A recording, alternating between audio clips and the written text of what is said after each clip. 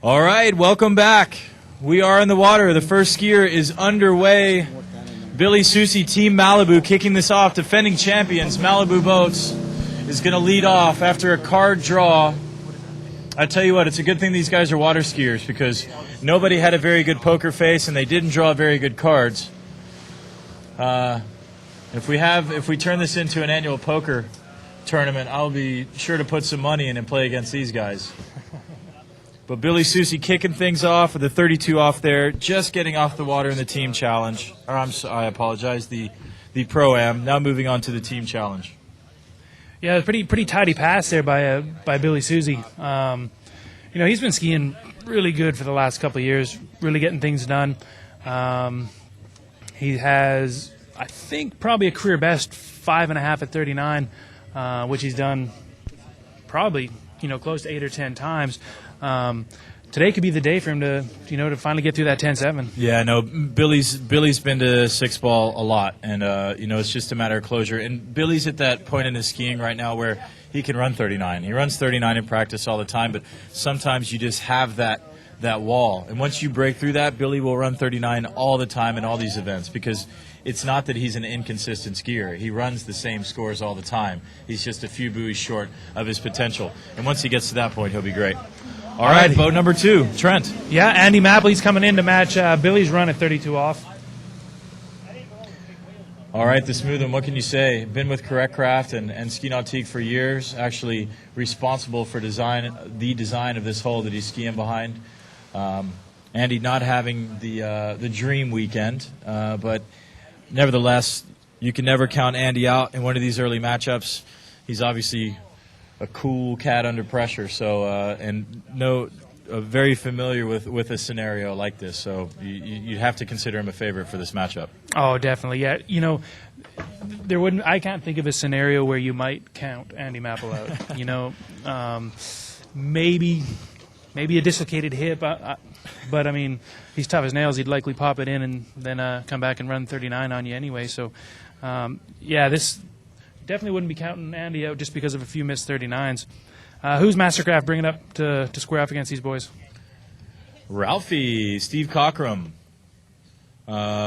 New Zealand, fellow New Zealander, not a fellow of mine, a fellow of a skier we'll see a little bit later.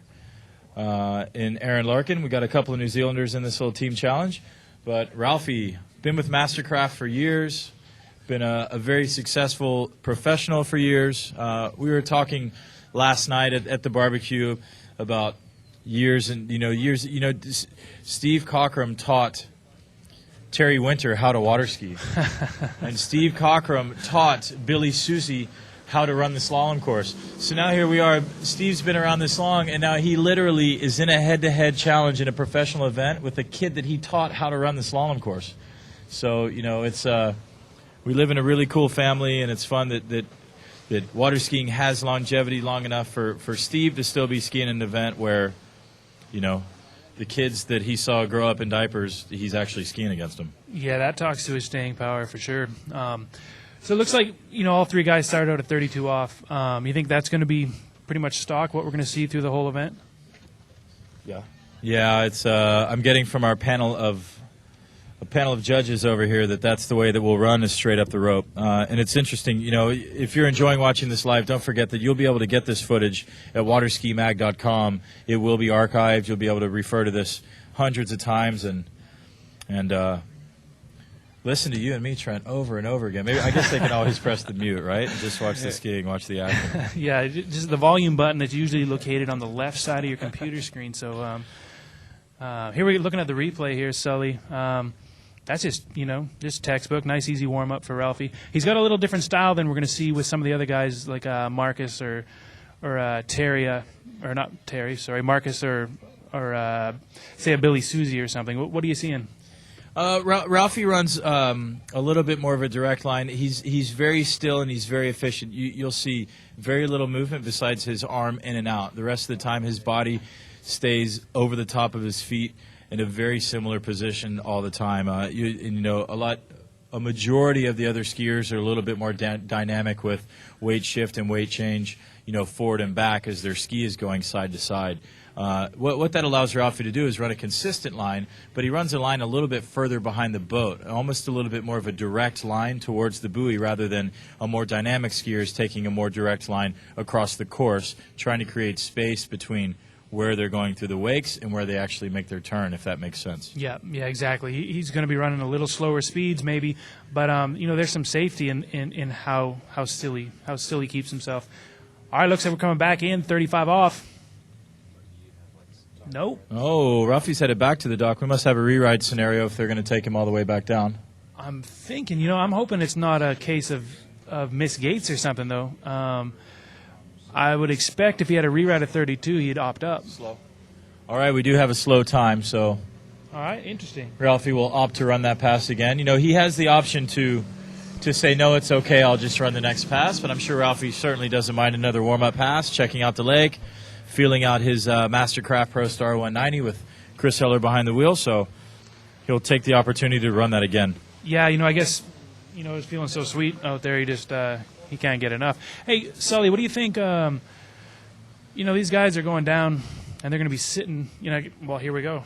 Maple and Susie are sitting down there for, quite a while now, feet in the bindings. Is that going to play into this? Well, it certainly will, and that might be some of Ralphie's thinking by doing this. He's stalling. He's leaving these guys down there in the water in rubber boots. Well, Andy has an advantage over Billy because Andy's running a kicker, which means he's probably standing down there on his free foot, on his left foot, and he has a hard shell on his front foot, so he's undone the buckles and he's letting his foot breathe. Meanwhile, Billy's in 2 rubber boots, and his feet are going to be hurting by the time he even runs his second pass. That's exactly it. I was thinking Ralphie was crazy for running this pass again, but I think you just pointed out the obvious. That's exactly what he was thinking. Yeah, Ralphie's enjoying, because if you're moving and your blood's pumping, your feet are actually fine. You're a lot better doing this than you are just sitting in the water with your feet all on lockdown. So there you go. From that overhead view, you can really see what you're talking about. The line that Ralphie takes, maybe he's a little more down course than some of the other boys are going to be taking, but man, efficient. He's not moving around. No unnecessary movements. It just looks safe. All right, we're catching a little glimpse of what's going on down there at the end of the lake, and it looks like Billy was smart enough to swim to the back of the boat quick enough to get his ski off, rest his feet, and now he's going to get back in. Yeah, B-Seuss, he ain't no fool, man. That's smart going. He might be new to this whole thing, but man, that's just a smart move. He's, he probably twigged on to what we're talking about. He knows Ralphie's just throwing the stall on him, and he's just right back at you, Ralphie. I'm going to take my stuff off. Good on him for doing that. Hey, big hello to Matt Kermy too. What's up, Matt? Matt's watching us there from Knoxville, Tennessee. I know he's working at Travis Marine, a great pro shop and Mastercraft dealer in Tennessee. All right, we're coming back. This is going to be Billy Susie. He's got his gear back on. He's going to be coming in at 35 off. His feet aren't going to be sore, but that's still a bit of a weight. It's got to feel, as a skier, we ski the same, day after day after day. You run a pass, you stop for 30, 40 seconds, you come back, run another pass. This is going to change things up a little bit.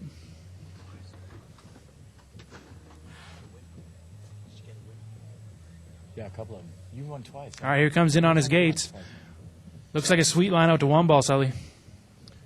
Yeah, Billy's on it right now, and I said this to Mike yesterday as I was watching him ski. I haven't seen him ski over the winter. This is the first time I've seen him ski this year, and he looks lighter on the water. A little goofing off there at 6 ball, but he looks lighter on the water. I would consider Billy somebody who looks like he's skiing in powder more than on top of the water. If you wanted to relate it to snow skiing, where a lot of times he ends up shin deep, where he's plowing through the water. And this year he looks a lot lighter on his feet, like he's holding more speed through the turn, and he's not getting in and taking those big hits, which is going to certainly increase his consistency. Yeah, that's definitely it. He looks like, he's in a fair bit better shape than he might have been last year, and he's training hard. Him and Timo Thomas Moore, they've partnered up this year. Training together full time, and he looks good. He's on a ski that he trusts, he's just running buoys out there. He looks good. Well, let's keep him going. If Billy was ever going to choose a time to make it through 39 for the first go, for his sponsor's sake and certainly a self-pride little deal, this would be the opportunity. That's exactly it. We've seen in the past, this is where Billy shines. He knows that there's thousands of people watching him, on the webcast, and he's repping his boat company. He's repping his ski company. This is Billy Susie's deal right here. Yeah, this is Billy. Billy does pretty much live for these scenarios for sure. All right, here comes the smooth one. Andy Mapple back in at 35 off. I really like these camera angles and what they've been able to do with the crane. Yeah, for sure. You can see, looked actually a little narrow to 5-ball. Kind of surprised me, but 35 off. Andy's going to run this, any day of the week. So still just kind of getting things warmed up. Getting used to the long stops on the ends. Things are going to start getting interesting when after Ralphie gets through this one, and then we start coming back at 38. All right, Trent, I'm just trying to get through some of these emails. Kyle Greenwood in Lawrenceburg, Indiana, says he's a 39-year-old open water skier, and he said watching the broadcast of the shootouts given him a totally different perspective on skiing. And since he just skis in the open water, what's the best way to replicate having a set like this in the open water? Do you have any suggestions for him? Well, it's really about timing. Whether you're banging buoys or whether you're in the open, it's really the same deal. A lot of us do tons of open water training, and it's really beneficial. We saw Tom Brantley was in the first round of the contest, and he spends the majority of his time in the open water. So it's really just, you want to just concentrate on establishing equal rhythm on both sides. Timing your release off the wakes at the same location, going both directions, and just keeping your timing tidy. All right, Ralphie back in. This webcast brought to you by Webcast TV. Webcast TV and their crew just doing a phenomenal job. Great camera work, great editing, everything that's going on here. I mean, just bringing these passes. Steve Cockram just cleaning up at 35 off there, and you out there in virtual space are getting to watch it live here just as we sit on the side of the lake. They actually might be more comfortable than us, Trent. They could be like on the couch in the AC. Yeah, definitely. With their feet up. I'm thinking, you wire that. You might as well wire that into your big screen. Maybe grab yourself a beer or a Coke or whatever you're down with, and enjoy the next couple hours. This is there's going to be some unreal skiing going on. We saw Ralphie just walk through that 35 off, and it's the level of skiing with these guys is just crazy. I mean, you watch them get through 35 and 38. And it's just essentially a warm-up pass for them. But, I even know I look back to wasn't that many years ago when, I had to get a little bit dirty to get through either one of those passes. And, and these guys are just roping. It looks, it's really it's a testament to these guys as athletes. Yeah, I know it's amazing, and I told Mike earlier, this is my favorite pass of the weekend, the 38 offs that these guys are running, and me being here after having a small absence from skiing and watching these guys and their command of 38 off now has made me realize that our sport and the level of competition and what these guys can do, it is growing. It's dramatically different now than it was a year ago as far as the level of competition and the mastery of the slalom course. That's exactly it. And there was just a good example. You saw Billy get a little down course. He's a little narrow into 5-ball, but Billy knows he's run 38 off probably 200 times in the last 6 weeks. So it's nothing to him. He just stays calm, stays cool, and just gets through the pass. He knows the money's to be made at the next pass, so he doesn't even sweat 38 anymore. It's really exciting. So, all right, Team Malibu is through 38 off. We still have Andy Mapple with Nautique and Steve Cockram with Mastercraft to get through this 38. And then we're going to get busy, get down and dirty.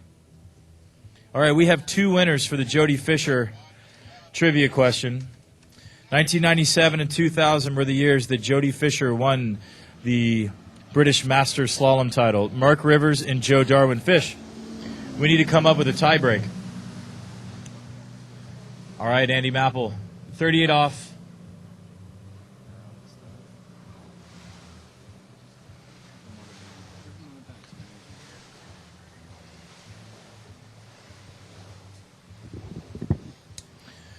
All right, Fish, we have two people, Mark Rivers and Joe Darwin, both knowing that you've won the British Masters twice. So you need to come up with a tie break, whether it be how many British national titles you have, how many jump titles you have. What little known fact. How would you like to break the tie between these guys for their head zone training system? Have they given you the years that I won? The 2 years? Mark Rivers actually did list the years. Then I think that's the closest to it. He wins.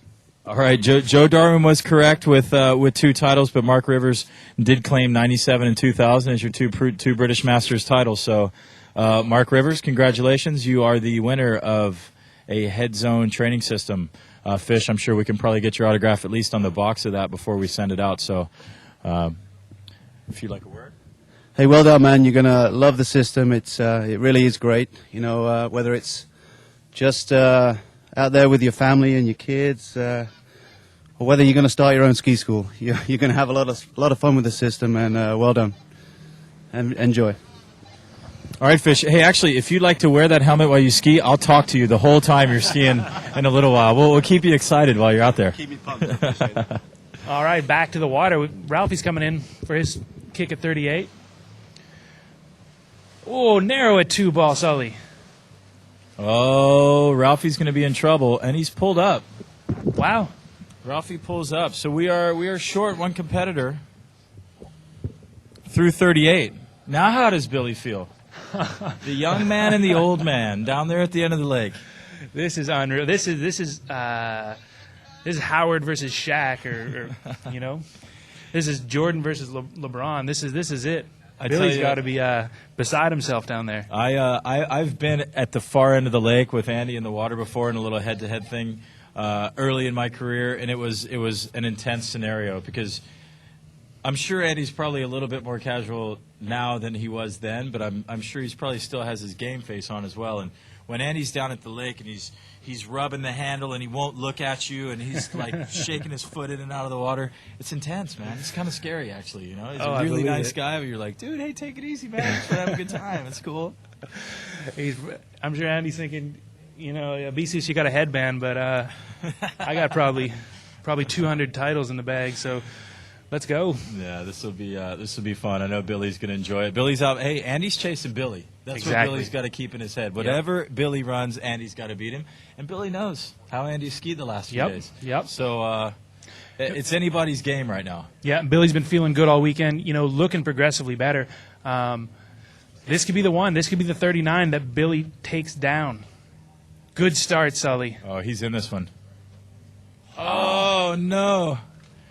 I hope I didn't speak too soon, but that's what a start. Wow, that was a phenomenal start. Billy just in a little bit too deep there on his toe side turn. Here we got a replay, Sully. What do you think? I mean, I thought in real time that the gate looked pretty good. Absolutely. We might see something now that we didn't see the first time, but I was pretty impressed with the way his ski stuck on his offside there at the first buoy, and 2-ball, not probably perfect for what he wanted, but no doubt good enough to get down the course. Oh, yeah. And probably definitely not necessary for him to make this turn and rotate, and he just rotated. Yeah, definitely. Just not necessary to do that at 3-ball with that sort of a start. Yeah, definitely. You know, he had a little loose on 2-ball maybe, but man, he really, he got off the wakes good to 3. But now we got Mapple. What's his top score of the weekend, Sully? Geez, I don't know that it's much more than 3. It wouldn't be. So, but now Andy knows that what he needs to do is get to 3 and stand up. All he wants to do is get these points for his team. Yeah. So at this point, Billy's kind of left the door open. They're both Mastercraft's going to take. I'm not sure if they get low points or no points. Official panel of judges. What's our? 10 points for third. It's 10 points for third, and then what's 22nd place and 30 is first. Okay, 30 points for the win, 20 points for second, and 10 points for Ralphie. So Ralphie's established that. If Andy can get a full 3, he's going to get 30 points and leave Billy with 20. If not, it's the other way around. Big start, Chris. Oh, big start. What's Andy got in him?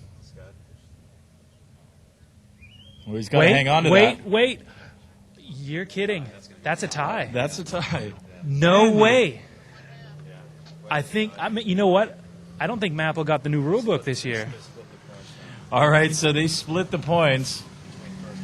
25 points apiece. So we're already into a tying scenario. Not a maneuver you think Andy would make after making it to 3 easily enough that he wouldn't have skied back into the boat so far, but not able to hang on to the slack. So Billy, although he left the door open, salvages a win essentially and holds even top points. So Mastercraft with 10, already at a deficit, with Malibu and Correct Craft holding 25 points apiece, splitting the points after the first round. Man, that was really surprising. I think, you get it. With the old rules, you could just come back to the wakes and drop the handle for a full point. And, you do that over your career for enough times, and it's just kind of ingrained in your muscle memory. I think he probably got 2/3 of the way back to the wake with 10 feet of slack before he remembered the new rule change. Yeah, and then it's too late. There's nothing you can do. Once you're headed back into the wakes at that diagonal with that much speed,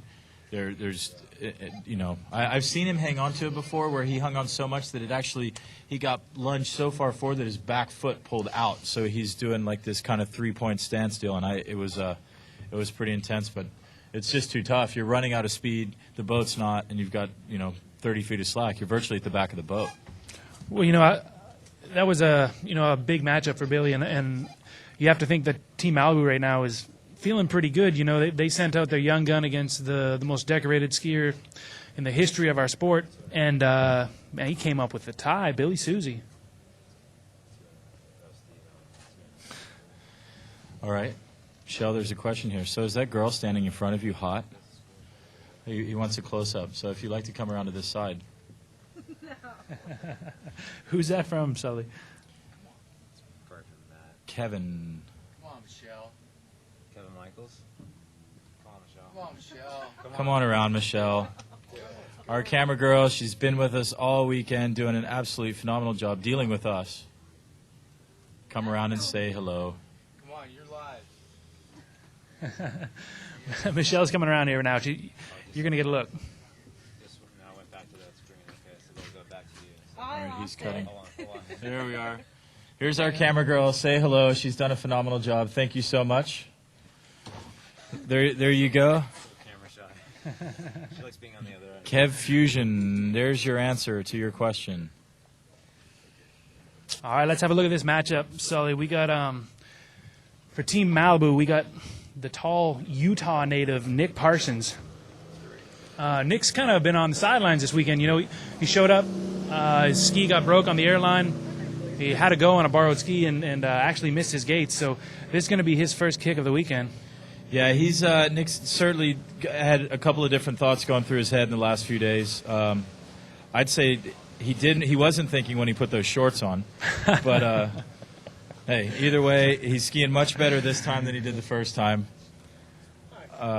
He's through a full pass. He looks like he's ridden the ski before. He and Dave Good work so closely together, and I think Dave was probably actually a little bit upset that he has skis and he only brought one ski with him. And we need to get Nick up here to ask him what airline he was flying, so we can at least do a short boycott on, hey man, you broke our boy's ski. Definitely. What's the deal with that? So I'm imagining from Salt Lake to Orlando, he was on a Delta flight. This guy is in the house. Likes to see a shirt. Yeah, definitely. He couldn't have been too happy.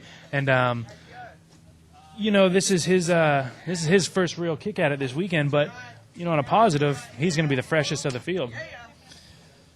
Yeah, no, he's certainly rested. He only made a few turns the other day, and we'll just have to see how it goes. He's ridden this 9800 a little bit. Dave Good building these skis for him, so everything should be all right. Team Malibu. Sully, this is going to be a killer matchup. Parsons for Malibu squaring up against Marcus Brown for Mastercraft and Kyle Lead for Correct Craft. So this is going to be cool. Marcus Brown has been fully on it this weekend. Just killing 39s. He was only one to run the cold 39 this morning. So Marcus is in a good place right now.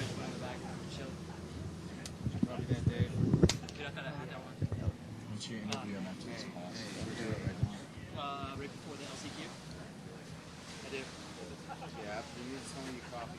I feel about the same, but Just interview him now before the interview play. You guys interview right now.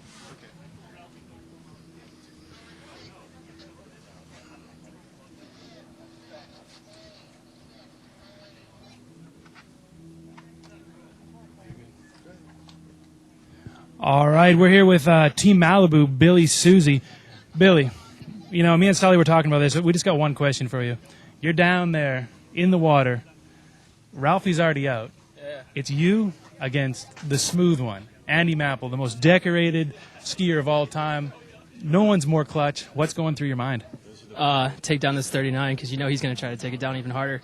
And usually he comes up on top, you know. And so when I got into that 2-ball, I thought I could, you know, take a nice turn around 3, but unfortunately I took it too hard. I had a little brain fart and went over the top, as I usually do, and blew the tail a little bit. But we ended up tying for first, so got Team Malibu some good points.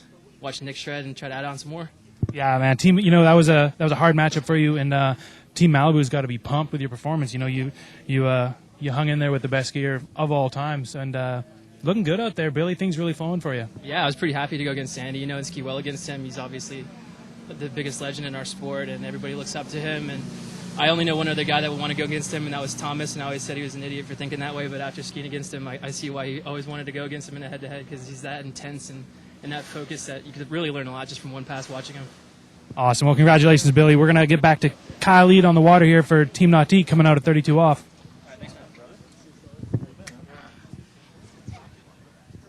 All right, Kiwi, the jumper.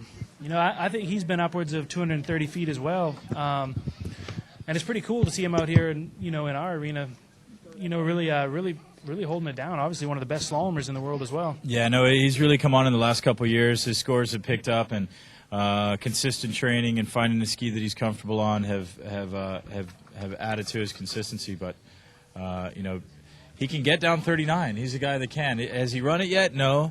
But you can't count him out. If these battles seem to be ending up somewhere around the middle of 39, then he can be there consistently. He's a guy that can get through 38 and is gonna get you 2 or 3 at 39 for a team score. Yeah, that's exactly it, and that's why he's so strong as a 3-event skier.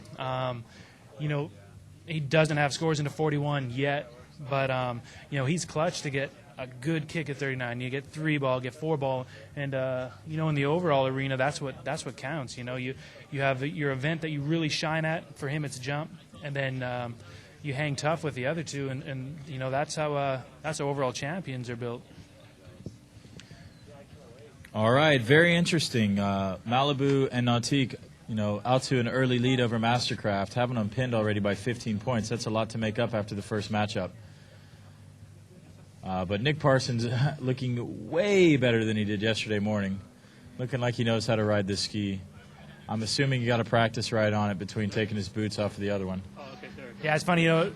Few people can make any pass look easier than Parsons. He's big, he's strong, and when he's on his game, man, he looks untouchable.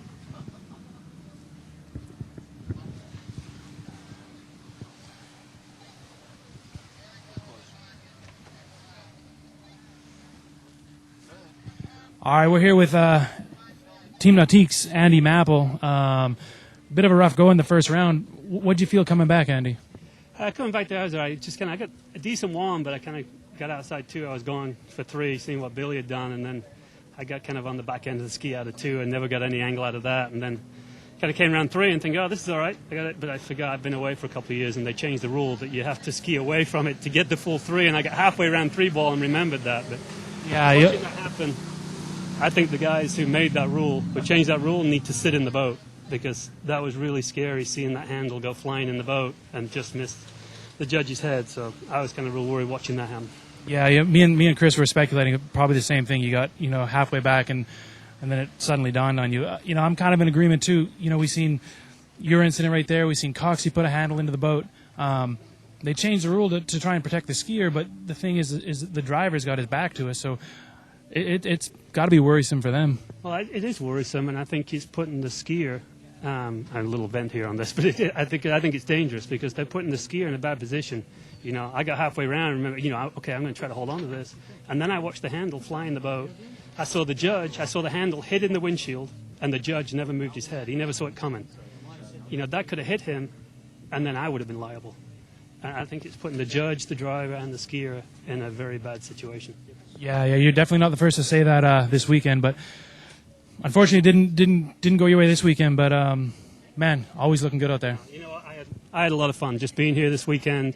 Water Ski Magazine, Todd Russell, and all the guys, they did a great job putting this together. And it's a great site here at Swiss.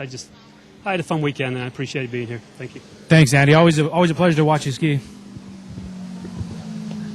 All right, getting through these 35 offs with the boys on the water. Marcus Brown cleaning up at 35. Kiwi making it look easy. So we're through the 35 round, waiting on it's good how these guys are sitting on the back of the boat. There we go. There's a great crane perspective. You actually see, looks like Bill Doster up there in the crane taking photos before it cut tighter.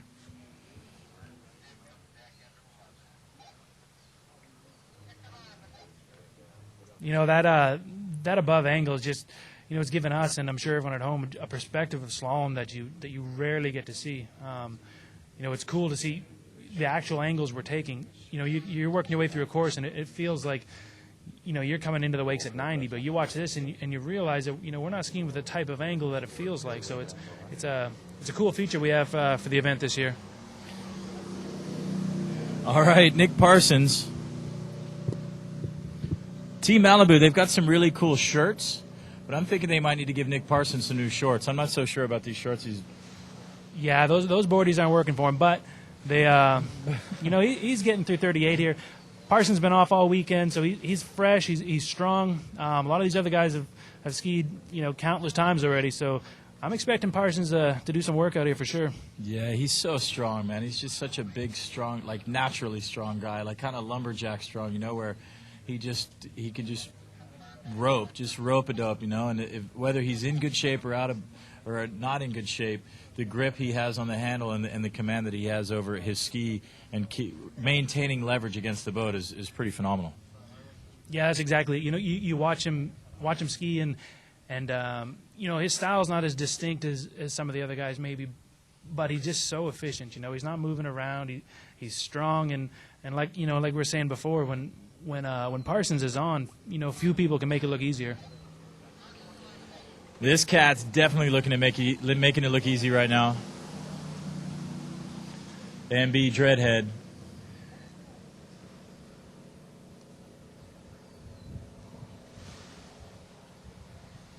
Oh, you can lay it down heel side, Sully. Yeah, his 2.4, and the reason it's so cool is because he starts at the gates. You know, like his literally his gate turn in is as slamming as a 2.4.6 turn. You know, so he's so good at it. He definitely takes advantage of it. Yeah, it's definitely, you know, compared to some of the, you know, the guys rocking two-handed gates, you know, he doesn't have to change his rhythm once he gets in. You know, he sets it right from that first turn, and he's just all speed after that. Yeah, it is speed. It's a matter of entering the course with more speed, and you know, we need to do, you know, we talked earlier with Mike about GPS and that, and I can't wait till we have one and it's in the boat for one of these events, so we know we can say, all right, well, Marcus just turned in for the gates at 38 off going X miles an hour when Kyle did, when Nick did, whatever, and we can have comparisons of that and the difference in how free they are in the course and how much more of an efficient line they run, because we're pretty much sure by this point that is a key part of the course, but we don't have an accurate way to measure that. Yeah, definitely. All right, here we're coming back in. Team Nautique, Kyle, Kiwi, Eid. You know, if anyone might have had a little elevated heart rate for 38, you know, it's Kiwi. That, you know, he runs this countless times, but this is still going to be a little bit of work for him. Getting a little down course. Yeah, not going to happen. All right, and 3 it is. You know, it looks like he's overworking it a little bit. You know, I watched him ski earlier in the week, and you know, everything looks pretty tidy, but man, like he just looks like he's just skiing just heavy on his ski. You know, like you talked about Billy looking all light this year. You know, Kiwi at the moment looks a little heavy. Looks like he's working. You know. Yeah, he does. Like it's taking him. Either he's not trusting his ski on his offside at 2.46, or something's not quite right, because it's taking force, a physical force from him to try to get his ski through, and that's either he's being impatient or, like I said, something's not right. But that amount of force is only drawing you down the course, you know. So it's no benefit to do so.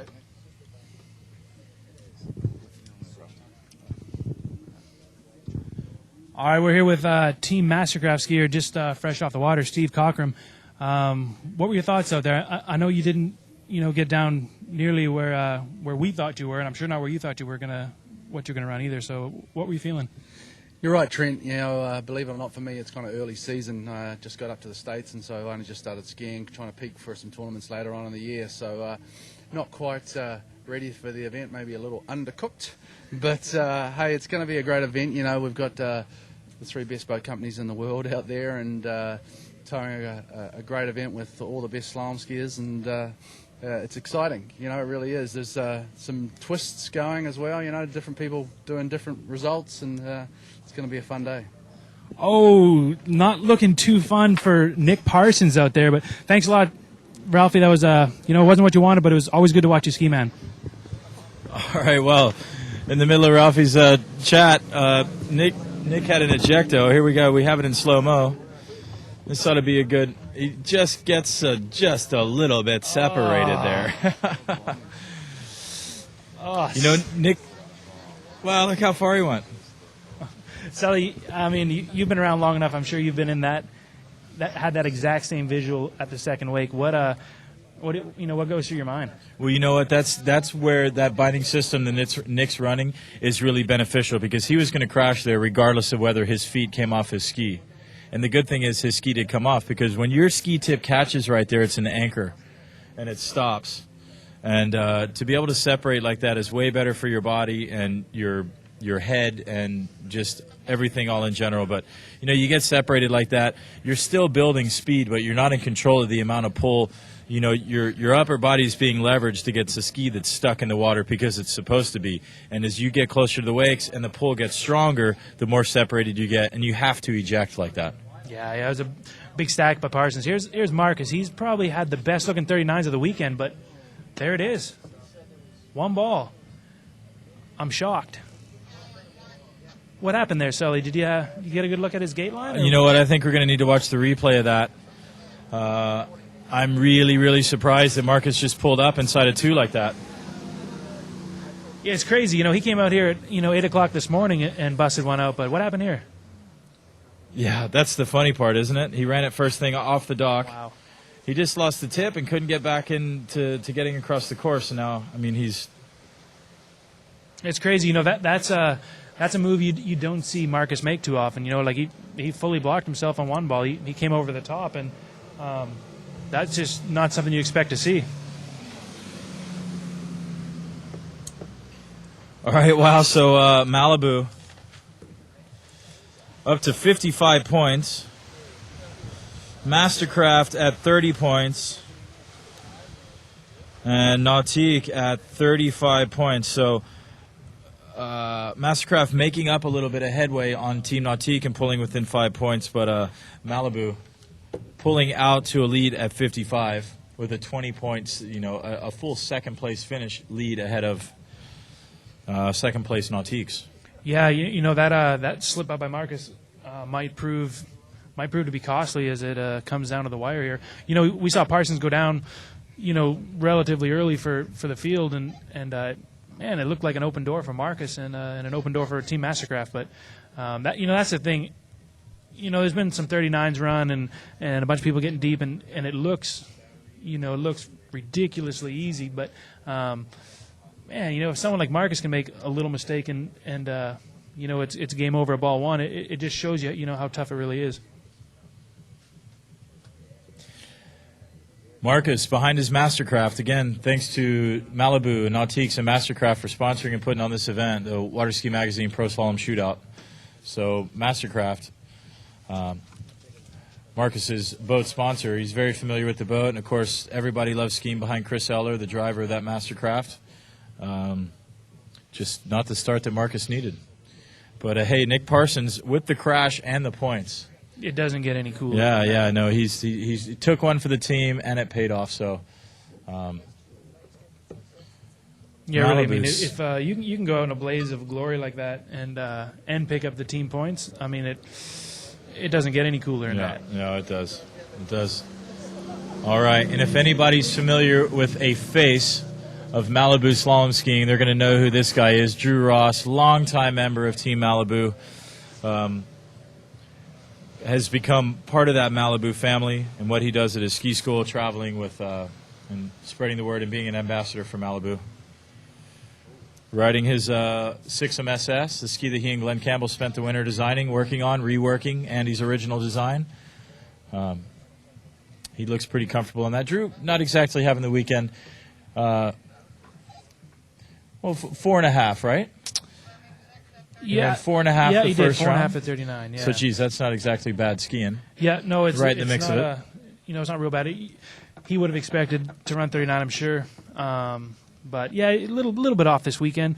I know the ski it's a new design. He's still relatively new on it, so I'm sure he's still tweaking and getting dialed as some of the bigger events come later in the season. But if that warm up was any indication, Drew looks pretty comfortable. Looks like he's probably gonna get stuck in here. Yeah, Drewby's just going to be good for it. Following Drew, Glenn Campbell from Mastercraft and Jason Seals from Correctcraft finish out this heat.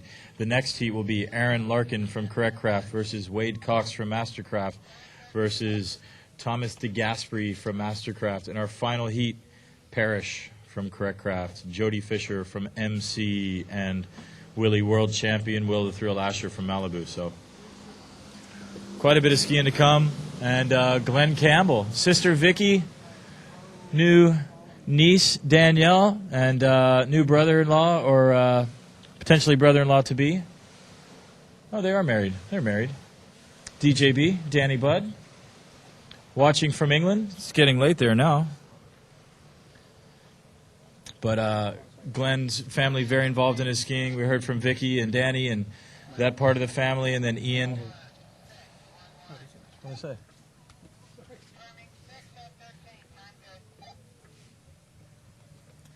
Ian Campbell driving us. So Glenn with much family support.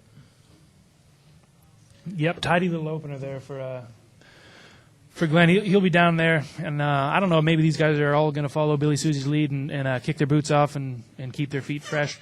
Next up, we got for Team Nautique, Jason Seals. Jace can slalom. Down under at the Oz Tour this earlier in the season, I had the displeasure of being beaten two tournaments in a row by Jason Seals. And as a slalomer, it's pretty humbling when a 3-eventer hands you your lunch. But Jason Slalom, he's been through 39 a bunch. He's jumped over 230 feet, tricks over 10,000 points. Arguably one of the best skiers currently active. Yeah, this guy's just an amazing athlete. He tricks a ton of points. He can jump out of the house, and has been making some slalom cuts. And you're right, he's a little guy, and he's a jumper. Yeah. And he's taken some slalom specialists to town with his newfound slalom skills. So. Yeah, it's true. Yeah, just in the last couple of seasons, he's really stepped his game up, finding himself in the finals of pro slalom events, and that it's just a testament to to the dedication, the time this guy spends on the water. I know if I'm slaloming twice a day, he's slaloming probably once, but he's also jumping and tricking twice a day. So it's just amazing. The hours someone like this is invested in his career.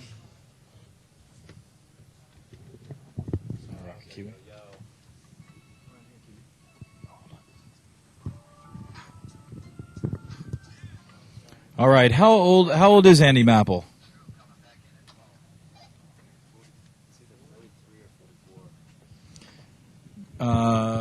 Joe Scala, I'm going to guess he is mid-40s. But Andy is definitely still cranking. Although he's officially announced his retirement, he certainly is not willing to leave the water.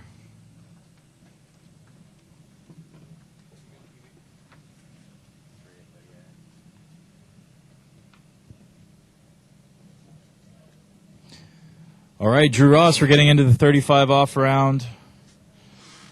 Drewby's just getting through these passes for formality. Drew choosing his boot setup on that O'Brien 6M SS. He's got a hard shell on the front and a rubber boot on the back.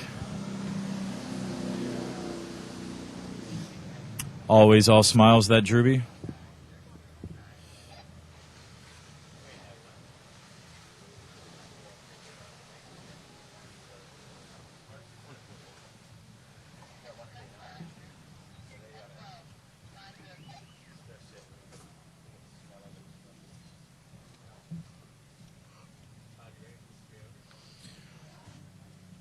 All right, Steve Schroeder. Steve Schroeder, sorry. Marcus is not riding the new Nomad RC. He is riding a D3, though.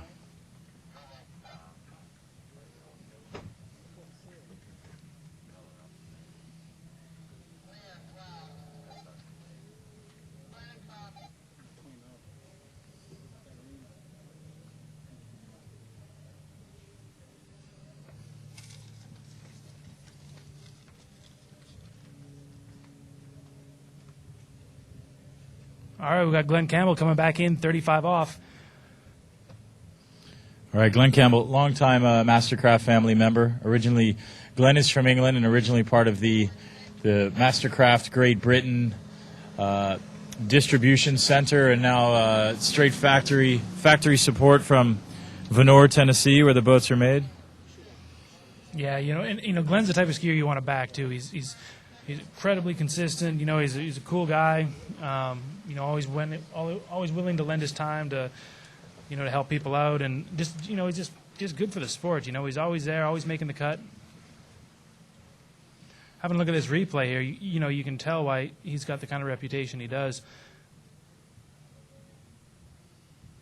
Yeah, Glenn's another one of those guys that's kind of lumberjack strong. He's just, it's in him. Yeah, he goes to the gym and works out, but he's just naturally a big, strong guy, and he's got a grip on the handle that's pretty intense, and he hangs on and just powers through some things that would certainly break me in half. Yeah, that's it for sure. Things look pretty easy at the early passes, but that strength comes into play at 39 off. All right, here's something that we should be bringing to attention. All three skiers in this matchup are riding that new O'Brien 6M SS. All three, of course, we hit on it earlier that Drew and Glenn are the masterminds behind this new shape, behind them trying to add some speed to Andy's original shape. So Glenn and Drew have got a lot of time into this, and Jason Seals being a longtime O'Brien slalom ski rider. So all three of these guys riding that green bottom. Yeah, and looking at this replay here, that ski's not moving. It's looking really good. The tip's not coming up. It's not breaking him off at all. That looked too easy for him. All right, Kyle Gansel from Oaklawn, Illinois. This will not be available on DVD, but it will be archived at waterskimag.com, as well as Waterski Magazine. We'll have 34 pages of coverage on this event, so you're going to get these same great camera angles. Bill Doster and Thomas Gustafsson are on the scene taking photos, so you will have some great, and Tom King today, Tom King, the legend, on site today taking photos. So there will be some great photos from this event that we'll be using in the magazine for a long time to come. But right now, Drew Ross at 38 off.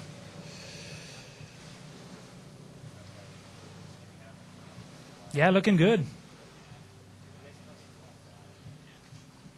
Drewby's using a little bit of slack maintenance techniques there to get through that, but we'll also have on sale July 31st, a special shootout issue of this magazine, and that's where you're going to find these additional pages in the special shootout issue. So that will be available and on sale July 31st. But Drew Ross, skiing for defending shootout champions Malibu, getting through that 38 off. Yeah, definitely. He was part of that 06 team that took him the title last year. So, longtime Malibu skier. He's going to be doing his part to make sure that his team reclaims the title for sure. Well, they're certainly off to an early lead, 25-point lead. 20-point lead. All right, we're here with Team Nautique skier Kyle Ead. Kyle, I know you're getting ready for a pro jump event this weekend, and I'm sure you're putting a lot of time on your jump skis. What'd you feel out on the slalom course today? Oh, the conditions are beautiful here at Swiss Ski School. The boat felt great. It just wasn't my day on the slalom ski, unfortunately. I'm hoping it's going to be my weekend on the jump skis. All right, man. Well, good luck this weekend. Go up there and make some cash. I will give him my best shot, mate. All right, thanks, Kyle.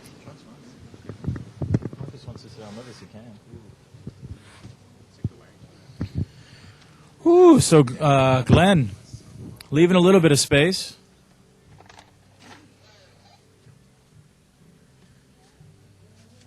Just enough space to get out of the end of the course there at 38. Yeah, Nevertheless, he's going to sit down in the hole down there with Drew and let Jace come chase him. For sure, yeah. Things got a little hairy for him at the end there. Sometimes that, it kind of works to your advantage. You get a little wake-up call. 38's an easy pass for him. And, sometimes that just sparks, gives you a little bit of adrenaline and gets you ready to come back at 39. Yeah, for sure. Just that wake-up call, huh? Like, whoo, all right, it's time to let's get with this, All right, Mastercraft, Malibu, Correctcraft, each choosing their own setup for cruise control. This boat, the Ski Nautique, has chose to, in this event, only offer 0 off, committing themselves to the new cruise control system. Malibu choosing to only offer Perfect Pass, and Mastercraft coming equipped with both systems, with Perfect Pass and 0 off. So things getting a little serious out there for Jace at 38. See, and that's where the athleticism comes in. A little bit scrambly, but his balance is so good, his reaction is so good, he can just stay on top of his ski and stick with the pass. Yeah, this guy is running a lot of buoys, and he's doing really well for Team Nautiques right now, getting through that 38. All right, we're here with Team Mastercraft skier Marcus Brown. Marcus just been killing it all weekend. Came out this morning 8 a.m. No warm up, just blew the doors off at 39. What happened out there? It's the end of a long week, long 2 days, and felt really good, actually. Felt really good. I was trying to take it easy instead of hack it and go for it like I do when I'm getting tired. And I just went a little easy on my gate and was a little narrow at one and didn't adjust. So, I don't know. It's a good win for Nick. A little bit bummed. Felt like I could have, kept my 39 streak going, but either way, still fun to be out here. What a great event these guys have done. Webcast TV, Water Ski Mag, all the boat companies, Radar, Conley. It's been a great 2 days. All right, thanks, Marcus. Disappointed, I'm sure, but you just looked killer all weekend, so congratulations, man. Good skiing. Thanks, Trent. All right, thanks, Marcus. What do we got here, Sully? We've got Droobies at 39, so now we're down to this lead pass. We're getting into our best score, I guess, is the 2.5 from Billy and Andy, right? That's it. Yeah, and Drew's all over this. This is the first matchup we've seen all three skiers coming back at 39 as well. Little down course. He's going to get outside 5. Wow, Drew's giving her with a full 5. That's There a it is. huge score. Improving his score from yesterday morning with the fist. That is going to be tough to beat. Drew Ross, Team Malibu, holding strong. Yeah, that's big. Having a look at this replay here, looked to me like he had a pretty darn good start. Little deep off one, but he didn't panic here and got off the wakes really tight.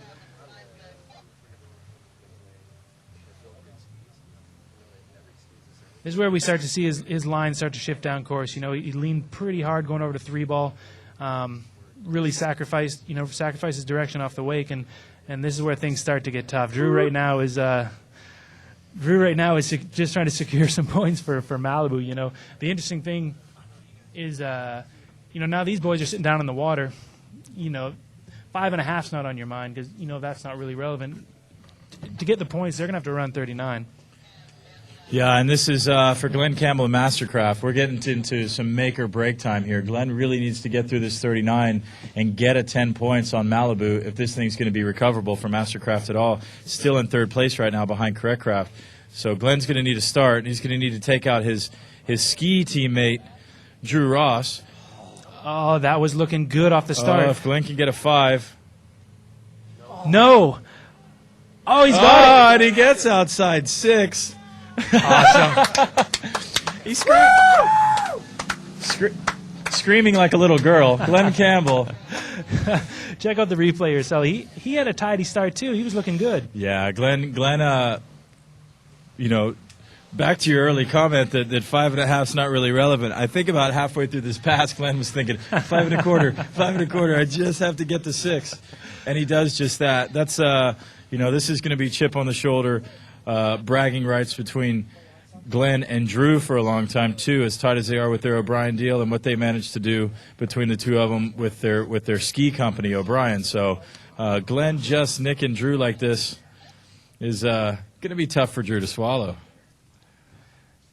Wow, that's unreal. And we're talking about, the strength of Glenn Campbell. After a 3-ball like Glenn had there, it was pure strength that got him that 5 1/4. That's unreal skiing. Jace.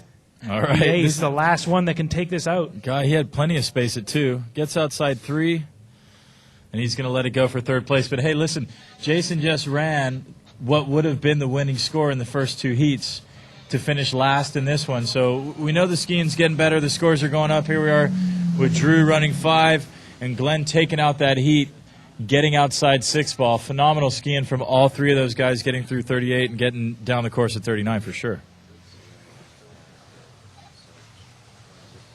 75. 10.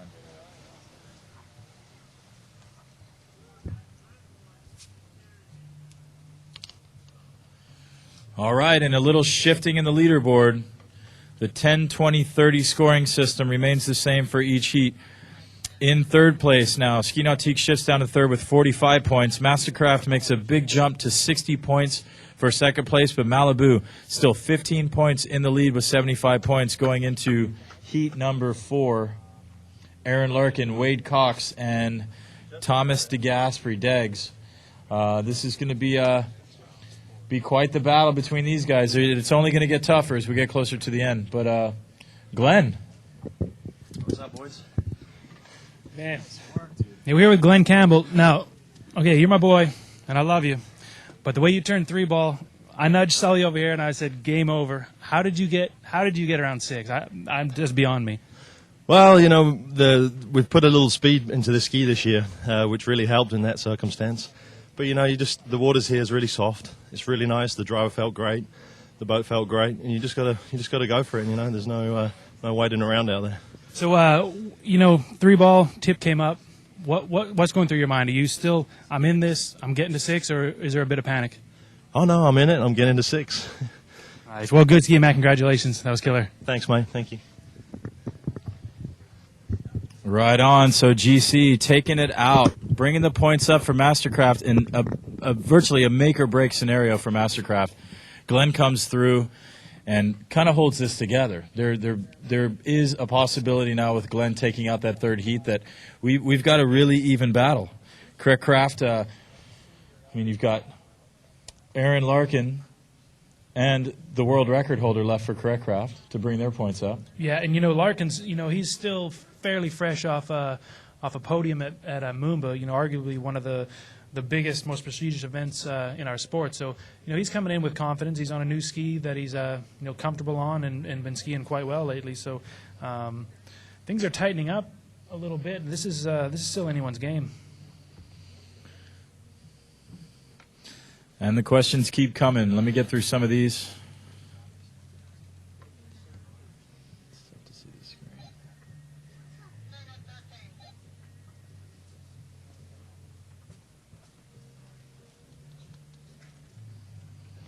All right, Kendall at Warman Lakes looking for JP. Hey, brother, we're looking for him too. He's in France. His beautiful girlfriend is due in the next month or 2, I believe. He's having a baby and organizing the French tournament over there. So if you hadn't heard from him, jpskis at yahoo.com. All right, here's an overhead look at Aaron Larkin coming in at 32 off. Team Nautique skier, Team Radar, coming over from New Zealand. Been skiing really good lately. He had a really strong spring like we're talking about. He held it down at the Lake Crichton Pro in New Zealand. Finished on the podium, tied with Marcus Brown at the Moomba Masters. So he's in a good place right now. I'd expect to see him go all right. All right, Larkin, a guy that's riding one of the newer shaped skis, but opting to go with more of a traditional style boot, running double rubber boots. Plenty of options here. We just talked about Drew with, Glenn had on a rubber boot with a kicker. Drew had on a hard shell with a rubber boot rear, and then Jason goes with a rubber boot and a kicker, similar to Glenn. Both the British boys riding with. Jason's got 2 boots on. For how long? Always. Oh, I'm sorry. I lumped you in that whole British crew that goes kicker. I apologize for that. All right. All right, well, while Coxie works through this 32 off, we're going to have a word with Team Nautique skier Jason Seals, just fresh off the water.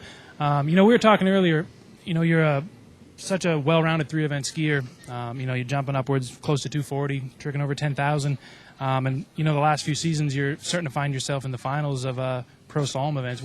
Where did the recent, slalom success come from? I don't know. I mean, I always work on all three events, at one time. So, just working out, I found a ski in the Sixum, and I just got on this, like a month or 6 weeks ago. And it's just working great for me. So, I'm feeling confident in my ski setup, and it's paying off in results. All right, sitting down at the far end, knowing you needed a full pass at 39, nerves get to you a little bit, or was it just more of a technical issue? No, I think I just had to go for it, really. The first round I only got 1.5, so I just had to go for it. 38 was a bit of a scrap, so I had to go down there at the end and take off my bindings and get some blood back into my feet. But just strap the bindings back on and just had to go for it. Didn't get quite a good start. Came out of 2 okay, but just didn't quite get wide enough for 3. But there's some tough competitors there, Drew and Glenn. So to be in with that, it was fun. All right, man. Well, good skiing, and good luck to Team Nautique for the rest of this go. Thanks very much. Right on, Jace the Ace, the legend in all 3 events for sure right now, worldwide as far as his performance is in all of those. All right, T-Gas, Team Malibu, newest member of Team Malibu. Just getting signed up, I believe, at the end of last year. Yeah, he's fresh on the team for sure. All right, Fluid Motion. Paul Jager saying hello to you there, Trent. Saying hello to all of us from Sproat Lake. Right on. What's up, Paul? How you doing? Says he'd be looking for you when you make it up to Vancouver Island. Yep, that's right. I'm headed up there to ski with the RCs in a couple of weeks. Sean Shorsky and his crew. Anyone that knows Shorsky and his crew of slalomers, they're I'm in for a big week. There'll be a lot of skiing, but there's going to be a lot of extracurricular for sure. Those guys, they're relentless. Good times, good times. And Miss Whitney McClintock, hello back to you, saying hello to you and I, Trent. She says, go Team Nautique, of course. Long-standing member of Team Nautique, Whitney McClintock, becoming quite the phenom on a slalom ski herself, isn't she? Oh, she's unreal.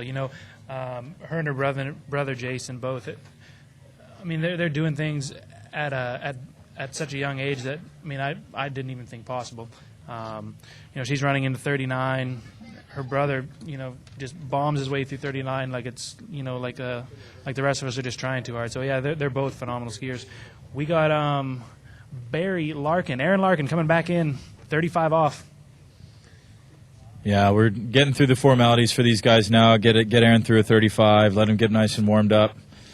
Again, a guy that skis with a lot of power, can work in a lot of rotation with his body into his skiing, but manages to cruise through that. And big ups to J-Mac, too, to Jason McClintock. Had a pretty gnarly injury there at the start of the year, and I know he's working through that, but when he does, he was getting there, wasn't he, at the end of last year, starting to run buoys and find his feet and put some strength on himself, and unfortunate jump injury is going to set him back in time, but nothing more than that. Is he just has to sit out. I'm sure as soon as he gets back on the water, he's going to pick up right where he left off. Yeah, it'll be nothing for him. It's just like a short shift in focus is all. Instead of focusing on running 39s, he's going to be focusing on rehab. But he'll come back as good as ever, I'm sure. Yeah, super, super, super cool guys, both of them, Whitney and Jay, and awesome family. Sharon takes great care of them and keeps them in line and on the road, so we hope to see them all soon.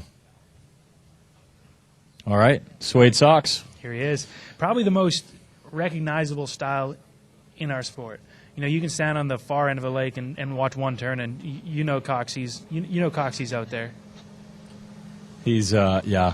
How many times has he done this? How relaxed is he right now? Even though there's pressure to perform, he knows that a win here can put Mastercraft right back in this deal with Malibu. So he's holding pressure. He's the team captain, so Fish is going off the dock last after his win at Moomba, but Wade's always been the elder statesman and been rocking this and organizing this team. He organized the clinics the other day and just held it all down for Todd while he was busy. And it's just Wade just knows how to show up at something like this and get it done. So I'm sure he's going to be pretty casual. He knows how to take his feet out. Yeah. He also knows how to keep his feet in for a long time and just deal with the pain too. So see, Coxie's smart, man. I remember, I skied with him since I was a little kid, and back in the day it was kind of fashionable to roll with the really tight bindings, and man, Coxie, he's the one that got me switched over. He's like, man, you need looser bindings. Don't go all don't go all tight. He said, you get to a pro event one day and you're going to be thankful you have comfortable, well-fit bindings, and it's that kind of experience. There's going to be 100 little tricks to the trade that he knows that that some of the younger guys in this matchup just aren't aware of yet. All right. Well, yeah, Coxie skiing in two animal boots, his traditional style, the same shoes he's been wearing for a long time. T-gas with a kicker and a hard shell on his good 9800.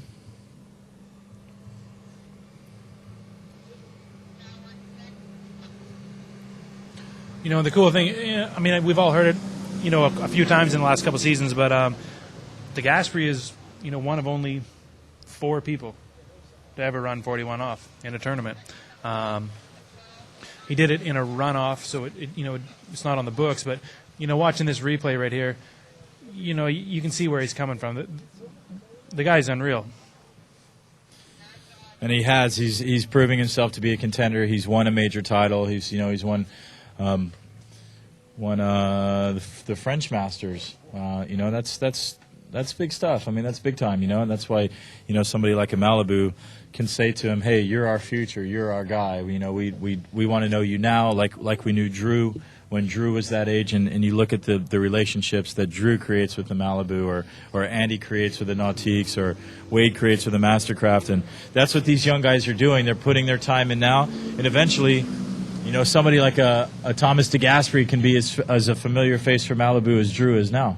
Yep, that's exactly it. And here comes Aaron Larkin, Team Nautique, coming back in at 38 off. Looks like he's got the start to be in this. A little bit slow off 2-ball. Big 3, though, Sully. I think he's going to be all right. Oh. Over the top on 4-ball.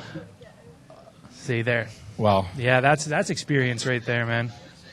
Yeah, that's the beauty of having an onside and an offside turn, because his toe side was certainly struggling on that pass, and he manages to run it essentially just using one side of the course so he can get to the end.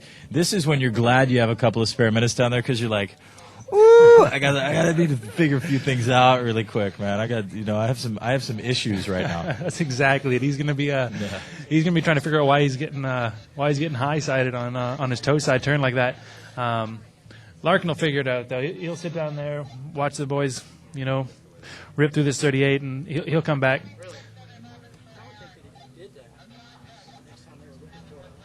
All right, here's Coxie, Wade Cox, coming back in 38 off. I would hate to know how many 38 offs Coxie's run in pro events. Oh, it would be retarded. Those are stats that I wish we had, and I don't think we'll ever be able to archive now. But, you think of a guy who's, Wade was running 38 and winning Pro Tours, at the age of 19, and now I'm pretty sure he's 37 this year. Nearly 20 years of dominating water skiing and running 38s, and for anything from a beautiful, this being one of the nicest places we've potentially ever skied, to places like, short Indianapolis or the Navy Pier in Chicago, and just some places where you're going, wow, man, are we really here? Are we really doing this? So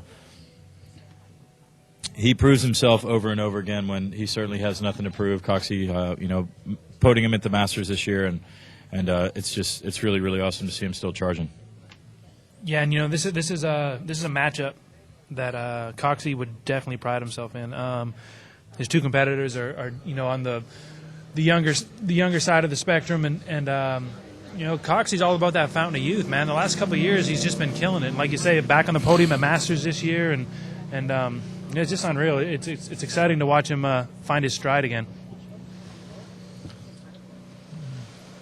All right, T-Gas getting through this 38. They're all going to sit in the hole for the 39 challenge. Waiting for somebody to bust through this 39. And T-Gas cleaning up that 38. Probably the cleanest one out of this matchup, I'd say. Yeah, I'd go as far. That's probably the best 38 we've seen of the day. Not a bobble. You know, his line from 1 to 2 was the same as it was from 5 to 6. So couldn't have been done any better. All right, email from Richard Wood. Not in Charleston this year, but throwing big props to you and I, Trent. And says he's enjoying watching the webcast and freezing News Ed there, but even though the boss keeps yelling at him, so just turn down the volume, mate. Yeah, Dick Woods, he's a personal trainer over there. We were over for the New Zealand Crichton Pro-Am, and he took good care of us. Made sure we had a gym to use while we were there, and made sure we knew where the local pubs were. So, yeah, Dick Wood definitely held it down for us while we were over there. So, what up, Richard? Another brother giving you a shout, Trent. Brad P. from Aaron in deep out of 1. He's gonna get 3. Hang on to it. Looks like 3.5. 3.5 is going to be the score there and that's a fight from the first turn to letting go of the handle. That was a fight, but he managed to get to 4, which is huge. Here we have a look at the replay here. You know, he just got in crazy deep off 1. But, he actually, had not too bad of a line coming out of 1 ball. A little shoulder heavy, so he was going to lose the line there. But from here on out, it's just, how many points can I secure for Natik? Unreal to be in that position there and to get around 4 ball. That's a testament to Larkin's strength for sure. Well, you just look at that and you see he's not skiing that well right now. Something's going on, whether maybe his equipment's not set up perfect or he's lost something in the way what he's feeling on the water. But the fact that he can get to 4-ball skiing like that just proves that when he gets whatever it is ironed out, the guy runs 39 all the time. Yeah, for sure. Once he gets his equipment dialed and maybe it's even just something small like his confidence back, he'll be on it. All right, Coxie. Coxie needs to probably get all this to press T-Gas. T-Gas has run it twice already this weekend, putting up big score earlier. Coxie ran 5 earlier against him for the Pro-Am Challenge, and Wade's going to pull up. See, that's the deal. Wade got a great start and just only barely beat Aaron with that 3.5. If Aaron could have hung onto the slack, we'd be tied up splitting points. Yeah, exactly. He had a good start. He lost all kinds of line out to 4 ball. It's crazy.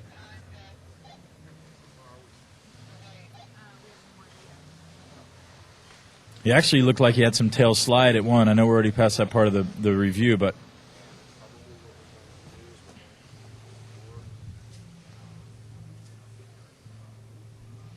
well, not what Coxie was looking for sure, but DeGaspery's down at the far end, and he knows he needs a piece of 5 ball, so he's not going to be able to slouch on the start and coast halfway through. He's going to need to get a good gate, a good start, if he's going to make it to the far end of the course.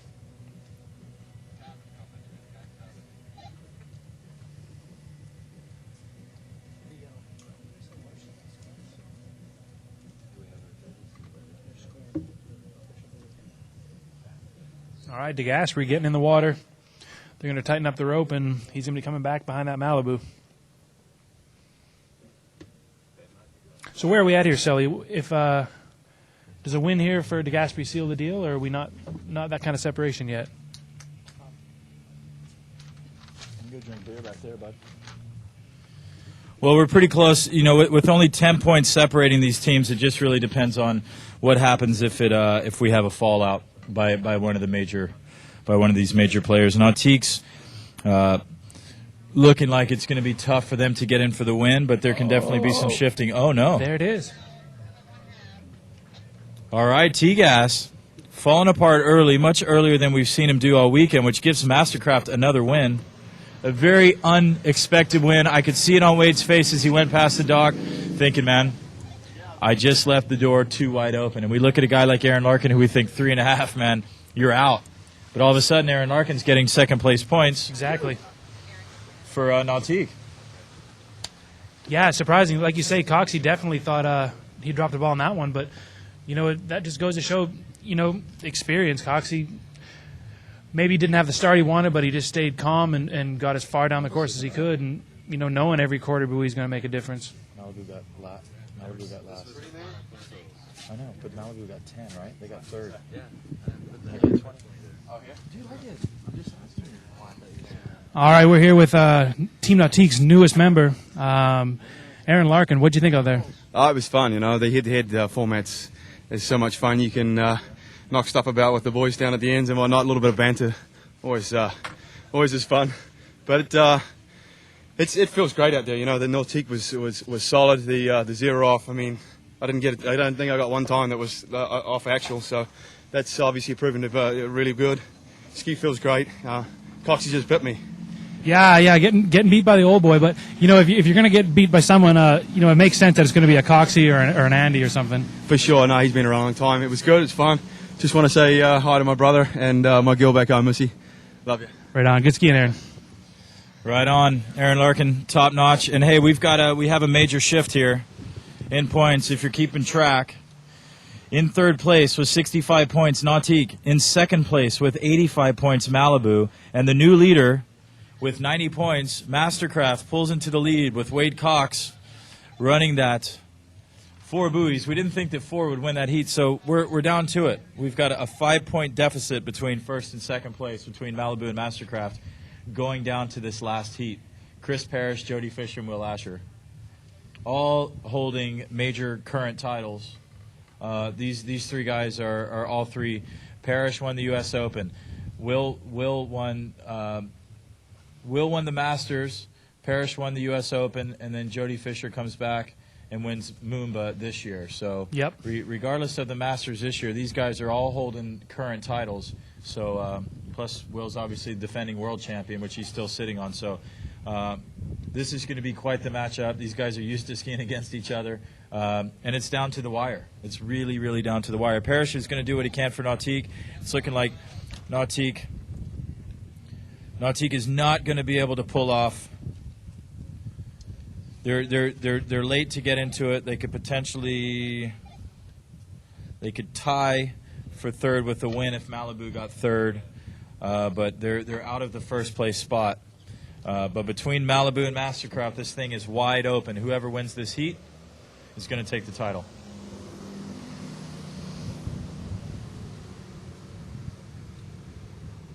A little bit of a tailwind kicking up here too. So, not enough to bother the boys going downwind, but just enough to make 39 really sweet coming back. So I'm sure everyone's ears are perking up a little bit, getting excited to get through these opening passes and post a score into 41. Ooh, it's getting exciting. This is what we've been waiting on. Last year the points started to get so far apart that by the time we got to this last heat, it was fairly irrelevant. So where we are now is this last heat means everything, which is the matchup that you dream about, and to keep it really tight.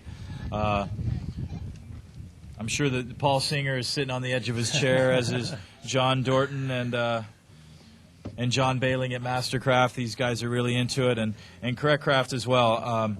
Big effort, and they can still get themselves into this hunt a little bit, but a little bit of bad luck with a few of their heats has dropped them back. Yeah, but this matchup is, you couldn't script this sort of thing. We have the world record holder, the current Moomba Masters champion, the current world champion. This couldn't be any better. Yeah, you can't ask for much more than that. And here he is, the world champion, Will Asher, Team HO and Team Malibu, 2 of our sponsors here this weekend.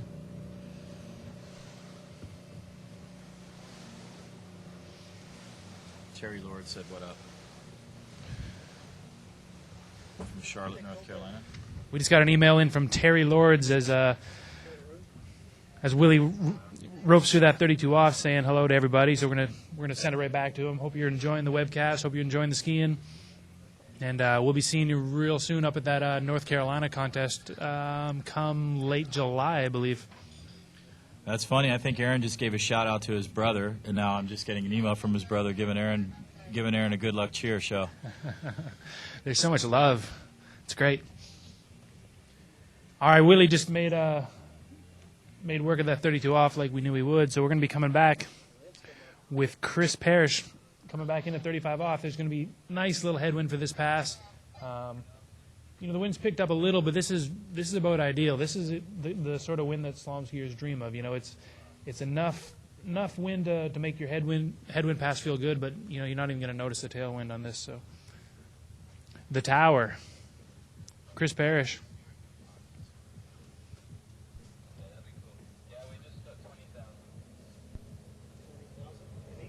Yeah, looking at that, there's no doubt that Parrish is feeling good on that HO. Yeah, he's getting settled in. He's a year deep now. This was the tournament when he truly displayed his skills on switching to HO. So he's had a year. He's ridden a lot of different skis. They're working on new shapes for him, but he's certainly getting settled in. Yeah, it's cool. Parrish has been dominating for a while and really ripping, and now he's getting to lend his hand at having direct input into the ski's designs, and judging by the way he's looking at the moment, I'd say Parrish is finding his hand in ski design as well.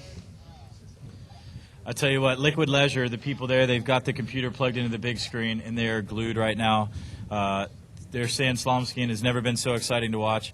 Obviously, they might be a little bit biased for the Mastercraft team and big brother Glenn, as he managed to squeak that out past Drew Ross. But it's just really exciting that we know that people are in England right now watching this. Brought to you by Webcast TV. It's really, really exciting. But back on the rudder right now, Fish, another team, England, and longtime friend of everybody watching there at Liquid Leisure. Deep out of 3-ball, Sully. Looked like Fish might have been looking to take the pylon out of the boat on 3-ball there, but all right, a little bit stressed, but still having a good time. Oh yeah, checking on the replay here. Fish is good at going hard. He's got power built, especially into his onside turn, and he can really stick it on his offside there at 135. And he's strong enough to hang on to it, and I think he does it sometimes just because he can. Especially to pass like this at 35, just to wake himself up, just to give it the quick wah, a really hard turn. And you can kind of see that in slow-mo. How was it necessary for him to turn that hard? No, but he can, and it probably feels really good, especially going upwind like this little breeze that's blowing. Yeah. Jody's one of the few fully two-dimensional skiers. He skis with a light, fast style, but he can get really nasty when he needs to. So he had a little wake-up call on 3, but no big deal. All right, another favorite in England, of course, Will Asher, world champion. 2006 Masters champion. Charleston Mastercraft King and Queen of the Course champion just from last weekend. So Willie's stacking them up. In his young career, he's figured out how to win early against a really strong field of competition. He's had a little bit of an off weekend this weekend. We're here in Malibu start to blow their horns, which is really awesome. They're getting loud down there. The last heat, the last event, and it's this is it. It's Willie versus Parrish versus Fisher, and it really doesn't get much more exciting than Moomba champion versus world record holder versus world champion. Yeah, that's true. And Willie hasn't had quite the weekend he would have expected so far, but that's going to work in Will's favor. He's the type of skier that's just going to just try and figure out where he went wrong, the few mistakes he might have made earlier in the weekend, and it's when Willie's fired up, it's bad news for everybody else. Yeah, I know, and he's looking a lot better. I don't know if he made an adjustment to his ski or exactly what went down, but Willie's looking a little bit more on top of his game this round than he did actually just a couple hours ago. And we got Chris Parrish coming in 38. There's going to be a bit of a tailwind pushing him at his back, but not strong enough to cause too much issues. That's up to these guys. Come over.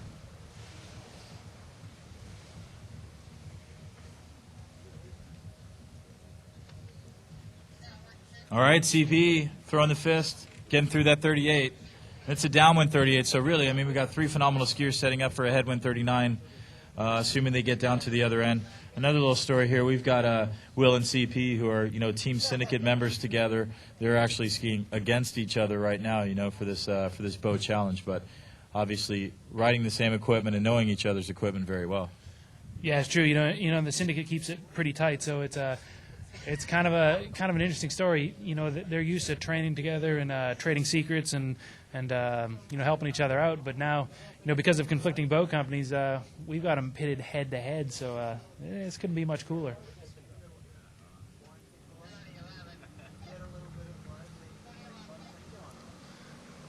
All right, Team Mastercraft Fish.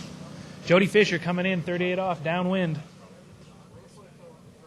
We'll see if that 3-ball 35 woke him up. Oh, not quite the start he wanted, but Fish is staying cool, staying in this. Fish has got to get through this 38 before we get to the point where it's going to matter. Obviously, I've got full confidence that Will's going to run this 38 downwind.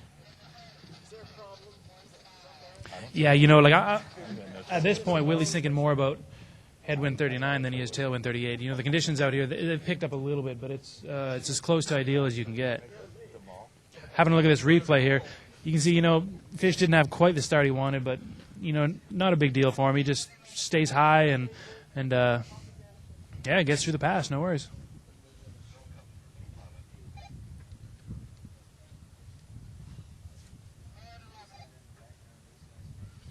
All right, Fish, he just, I think when Fish gets nervous, obviously he's got a lot of command at 38 off, but he just gets that upper body rotation, and he ends up taking the rope out with it, but then he takes all this back into the boat where he's got to take that pull, and that'll tax you, that'll wear you out for sure. Yeah, definitely. It's not a big deal at 38, but it's something he's going to have to iron out if he's going to get through 10-7 on the way back. Here comes Will Asher, 38 off tailwind.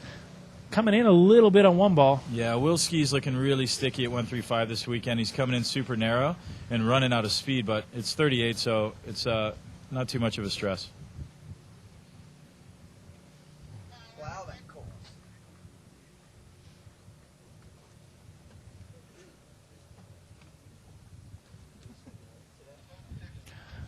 All right, Sully. Well, this is really what we've all been waiting for. It's coming down. We got the 3 best skiers in the world getting lined up for headwind 39s. I know if I was down there, I'd be salivating right now. The conditions are perfect.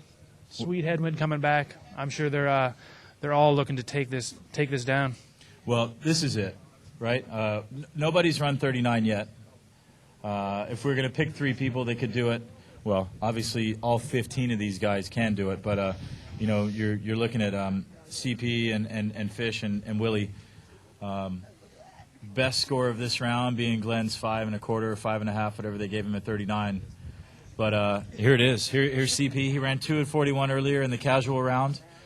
He's looking to prove a point, obviously, for Correct Craft, who potentially can't win, but they can certainly shake things up and get in the middle of a few of these teams. So CP at 39.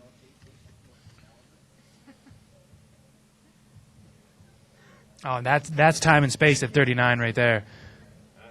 All right, CP. Look at that. What? That's some 05 pairs right there. That's why he's the world record holder.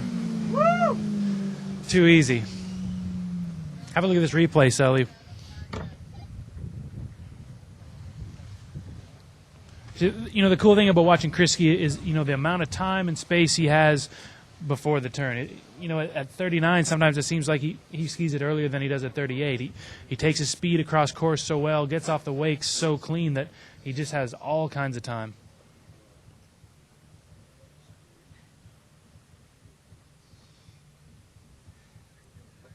Yeah, but you know what? The mortal man could not slide that far down course at 4-ball and still get out of the end. CP's so strong and so tall that he doesn't have to panic even at 39 when he's that far down course. And if you or I or Todd or anybody here on this dock were to slide that far down course, it would be a panic to make it to 5, much less to 6. Yeah, exactly. All right, moment of truth for Malibu and Mastercraft here. Fish is up first. Willie chasing him. How far can Fish get down 39? Not the start he wanted, Sully. Big 2-ball, though. That's it. It's going to be 3. It's a 3. So this will be decided right now with Will Asher. If Will Asher can get a piece of 4, Malibu is the champion. If Will Asher comes up short of 4, Mastercraft is the champion.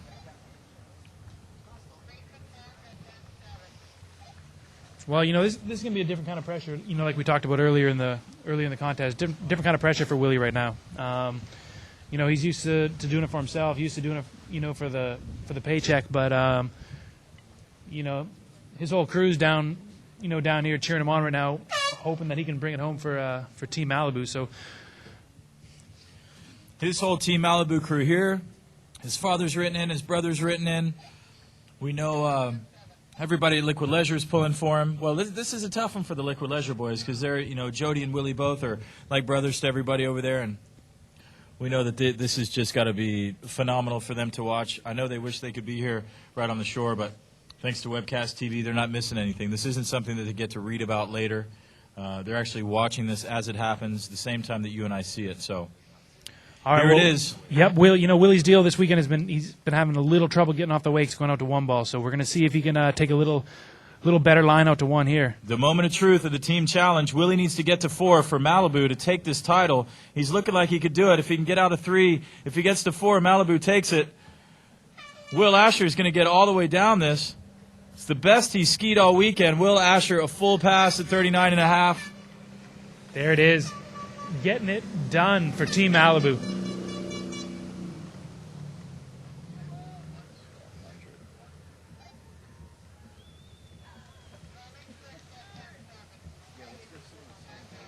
Have a look at this replay, so Will can just handle himself at 39, man. Little mistakes don't seem to bother him like it does your average skier. No, it's just time. And, Will trains so hard day in and day out that he's allowed himself that confidence. Yeah. He owes it to himself to have confidence. And you know what? I've had a pretty average weekend, but I know how to run 39. Yep. I can run 39. And when it counts, I've got the whole Malibu crew and all my people riding on my shoulders right now. All of a sudden, this is a team event. He gets it done. This is just for bragging rights right now. All right, CP versus Will, Team HO versus Team HO, Team Syndicate battling it out behind their boat of choice. Tailwind What's 41. CP got? He ran 2 earlier. He's going to get outside 2, and CP will not hang on to that. 1.5. 1.5.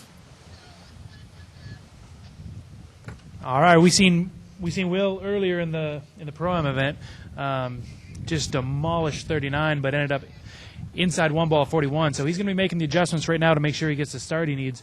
The thing is, he needs a full 2, so he's not going to be able to coast out out to 1-ball. He's going to need a good start.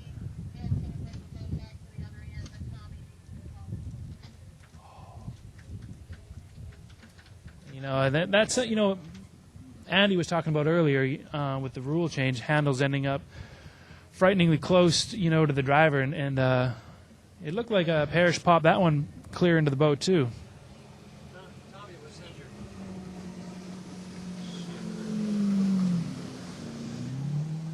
Yeah, bad news. It looks like actually the handle did end up in the boat. It looked like it might have tagged the driver, Tommy Harrington.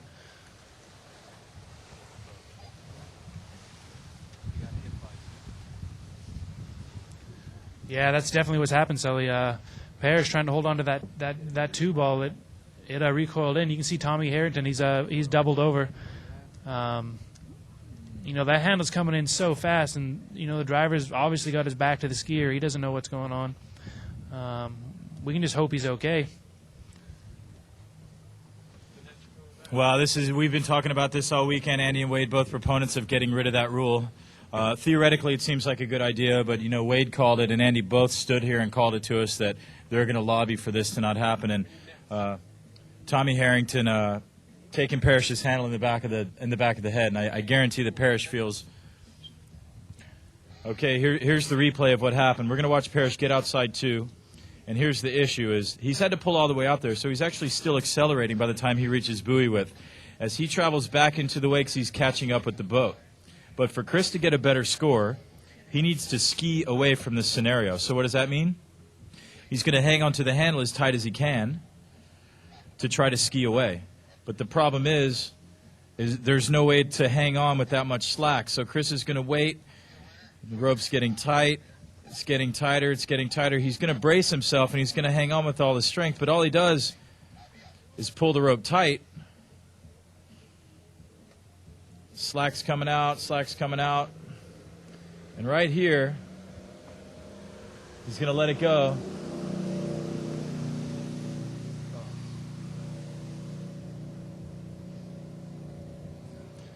All right, and Will Asher on the water. Will's outside of 1. Can he get outside 2? It looks like Will might have tied with him. Yeah, we're not sure whether that we hadn't broke back to the on-water action. I'm not sure if that was 1 1/4 or 1 1/2. Hey, Willie, how many did you run?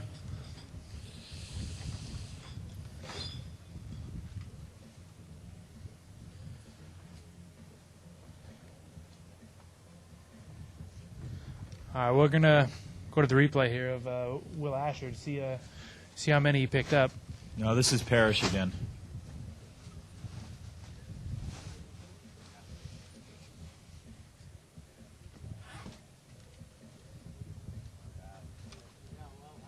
Got it. That's some hard.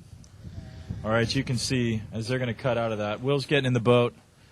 Congratulations to Will Asher and Chris Parrish and Team Malibu and everybody that participated in this. Team Mastercraft hanging tough and getting back in the game and losing. I guess it depends on what they score. I think we're going to call that a tie at 1 1/2 apiece, which means they're going to split those points and take 25 apiece. 75, 85, 90.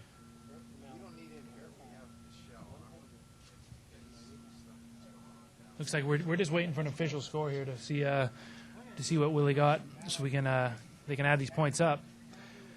See if Malibu was able to regain their title from last year, where the Mastercraft stepped in. All right, I'm going to split points on those guys. I'm pretty sure that Will ran it. It's fairly irrelevant. It might matter for second and third. The way I see it right now is Team Malibu being our winner with 110 points. Congratulations to Paul Singer and his crew and Malibu Boats. And we have a tie between Mastercraft and Nautique, with Parrish coming in with a huge score, tying the two teams.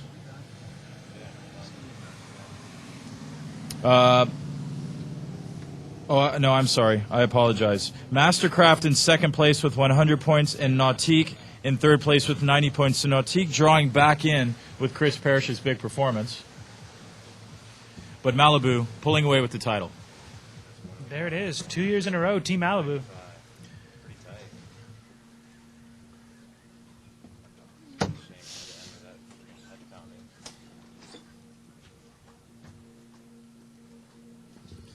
All right, certainly a little anticlimactic with an injury to Tommy Harrington, one of the greater drivers in the world for sure. We've discussed this rule, and we hope he's okay. Obviously, our thoughts are with him, and he's being attended to. Right now, I'm sure he's in good hands.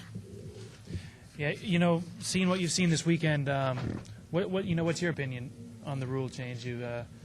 Obviously after seeing something like that go down, it's pretty hard to argue against going back to the old rules. Well, it really is. As a promoter, and when you want to run a smooth event, you want to keep things running and make things simple. It makes sense to have a rule like that in place. But as soon as it begins to cause any sort of danger to anybody involved, it's dangerous for the skiers. Wade Cox hurt his back doing it at the Masters, and it's dangerous to the people in the boat. It's dangerous to the equipment. It's dangerous for everything. Even the boats get beat up, which is obviously the least of our worries. But you can't run a rule that's putting people at risk, even if it makes an event run smoother. It's not even an option. Yeah, definitely. And the thing is the rule was changed to protect the skier. We were getting a little bit close to the boat in an attempt to pick up a full point and drop the handle. They changed the rule to protect us, but what it's done is it's just put the driver in direct risk, and they're the only ones. We're prepared. We know what's going on. The drivers are the only ones that are focused, narrowly away from the skier. They don't know what's going on back there. They're just making sure that they're giving us good pulls and that they're not getting pulled to one side of the course or the other. So they're not even in a position to protect themselves. And sure, it's scary. I haven't ever been directly hit with a handle, but I have been where the handle shot so far across that the rope went around my neck and pulled tight, and gave me the lasso. And it's a scary feeling. You don't even realize it's coming, and next thing you know you're being essentially pulled out of the driver's seat by the rope.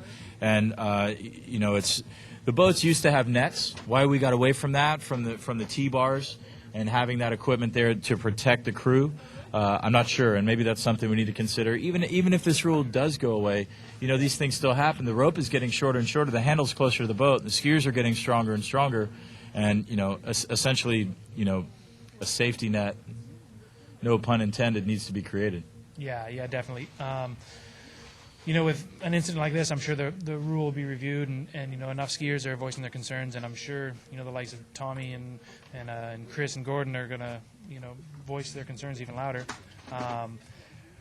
We can just really hope right now that Tommy's okay, that it was just a bad knock in the head and nothing more serious.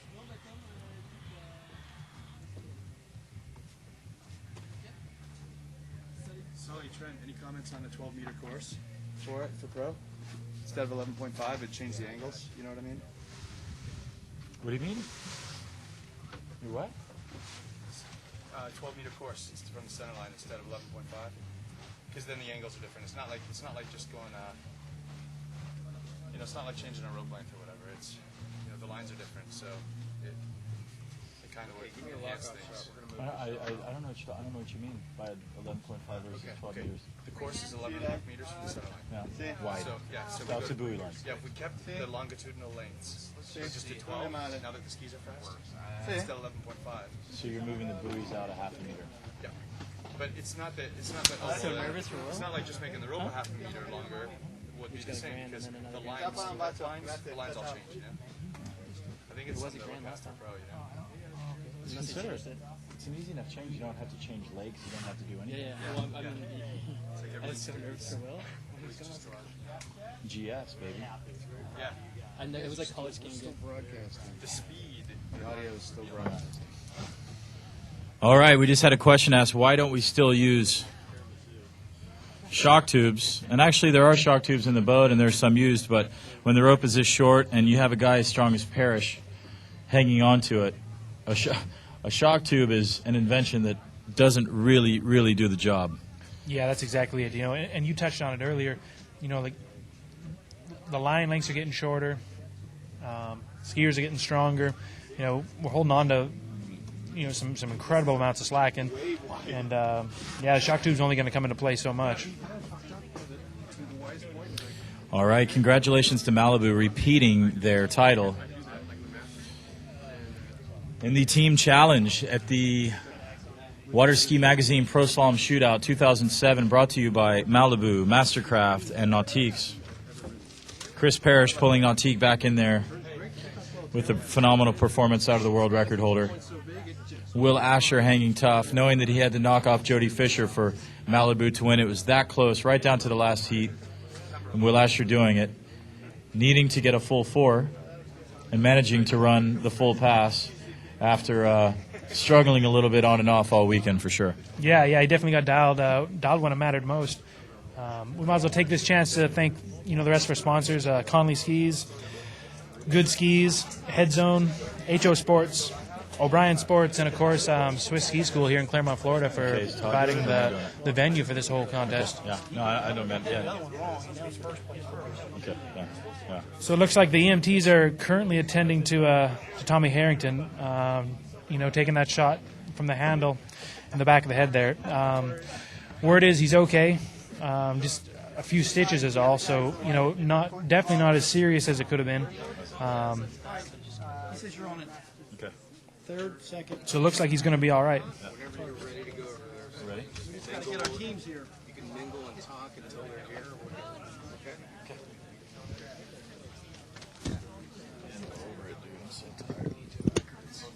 Sit in this freaking chair.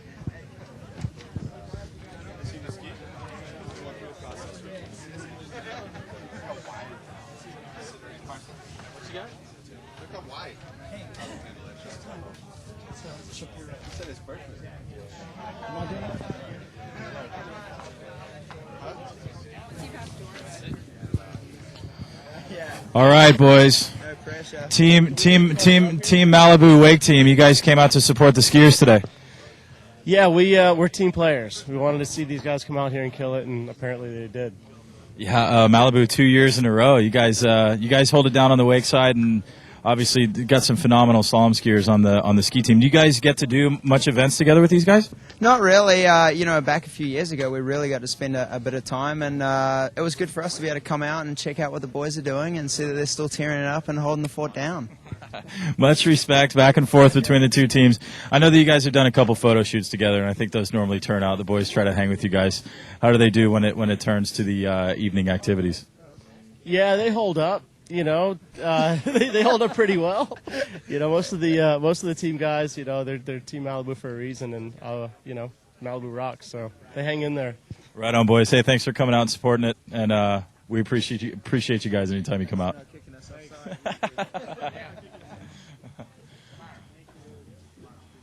All right. Todd Risticelli, magazine editor. The weekend's done. Everything was a success. Are you pleased with the way this went down? Yeah, what a tournament, man. What a way to end it. I mean, it was a tight battle in the team challenge, and then, you had guys like Marcus Brown and Jamie Bouchain pushing the envelope, that 38 off, spin it to win an event. I mean, Marcus running almost 6 passes at 38 off, and Jamie running 6. I mean, it's just amazing skiing all weekend, and, it's unfortunate that we had our boy Tommy Harrington, one of the world's best drivers. He got nailed with a handle at the end of the event, but that happens from time to time. I hope he's going to recover and feel much better tomorrow. A few beers and ibuprofen. He'll be right on target. Is that your prescription for tonight? Yeah, that's always my prescription. Anybody you'd like to thank for the weekend? I just want to thank all the boat sponsors, Malibu, Mastercraft, Nautiques. You guys are committed to pushing and promoting water skiing, getting it out there to the public to see. Webcast TV, all of our ski sponsors, Good Skis, HO Sports, Conley. We have O'Brien as well. I want to thank Head Zone, and then a big thank you to Swiss Ski School, Denise and Pierre Grimm. Man, what a great side. We had world-class conditions all weekend. I mean, you couldn't ask for a better tournament. Well, thank you, Todd. Thanks for organizing this. You and your partner in crime here, Jim Emmons. You guys worked hard to put this together for the skiers. I know everybody had a phenomenal weekend. Jim? I just want to say thank you, Sully. Great announcing, and it's good to see you. I'm glad you're back from China in the States, and can't wait to come see you in Seattle. I'll be around. Hey, thanks, Jim. Yeah, we just want to thank our sponsors. We couldn't do it without the boat companies and, of course, the ski companies and the rest of the brands that all helped us put this together. And it's what makes it work. So I want to say thanks to everybody out there that contributed to help make this what it was. Especially to you, Sully. You guys did an awesome job. So Webcast TV, the whole crew, we had an awesome weekend. So thanks. Webcast TV was phenomenal. Again, another great event by them. They're becoming a staple in these water sports events. Every event we do becomes better and better, and we just want to put a big thanks to them. Remember, all this will be archived at waterskimag.com. Make sure you check in on Webcast TV for more events there as well. We can do this right now. Yeah. So third place is here. Third place is here. Nautique.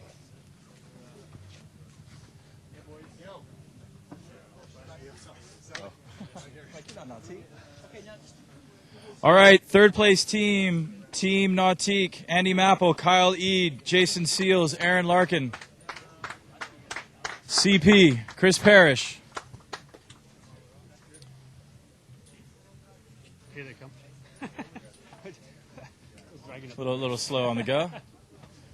All right, Team Nautique, good effort. A couple of kind of bad runs of luck there in the middle, but Parrish, you come through with a huge score there at the end. This is the first year that Nautique's been here, so I'd say it's a pretty good showing. Andy? Yeah, I'm just happy to be part of this. I got to stand on the sidelines last year and watch these guys go at it. So, to be part of this and have Crackcraft be part of this event and a team event, I think it's just great for our sport because this, just puts us up there with other sports. Like young up-and-coming skiers, are going to want to be part of these teams. It's another goal for young juniors and skiers coming up. So I hope this event goes on forever and keeps growing and building. Awesome. Hey, Parrish, it's world record holder versus world champion versus current Moomba champion. So you guys had this phenomenal matchup in the last round. What's it like when you're down there at the end of the lake and you guys are all down there? Is it casual? Are you chatting, or is it all business? I was casual. Willie tried to spray me on the first pass, but it was pretty cash, and it was just really cool. As you just said, you had Jody as Moomba Masters champion this year, and Will had a big win last weekend. He's the world champ, and then he had the world record. So it was cool to have that three-way battle instead of a two-way battle too. I like the format a lot. Right on, and of course you two guys getting into 41 together, Team Syndicate, holding it down strong. So, thank you to your team. Thanks, glad Craft joined us this year, and obviously we hope to see you soon. Yeah, thanks, man. All right, the men in black, Team MC, Steve Cockrum, Marcus Brown, Glenn Campbell, Coxie, and Fish.